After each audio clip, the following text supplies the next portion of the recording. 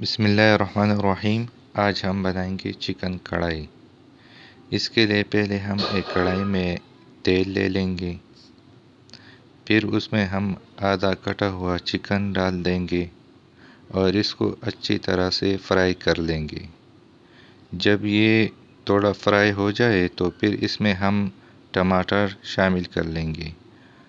اس کو مکس کرنے کے بعد اس پہ ہم ڈھکن رکھ لیں گے اور اس کو تھوڑی دیر پکانے رکھ دیں گے۔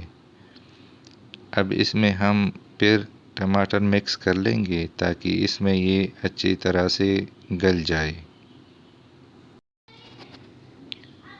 یہ دیکھ لیں ماشاءاللہ ٹماٹر اس میں مکمل گل گئے ہیں۔ اب اس میں ہم تھوڑا نمک ڈال دیں گے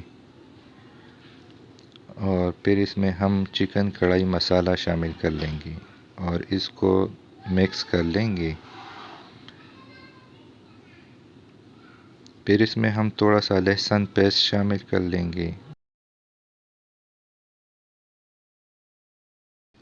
اب اس میں لہسن پک چکا ہے۔ اب اس میں ہم کٹا ہوا ادرک ڈال دیں گے اور ساتھ میں تھوڑا سا لیموں جوس بھی ڈال دیں گے اور اس کو مکس کر لیں گے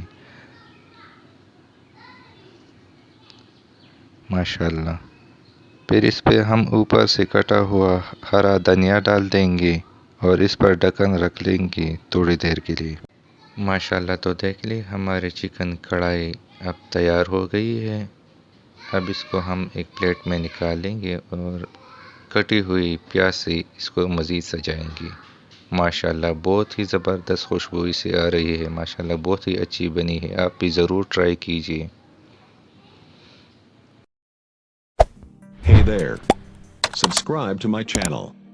And also press this bell icon.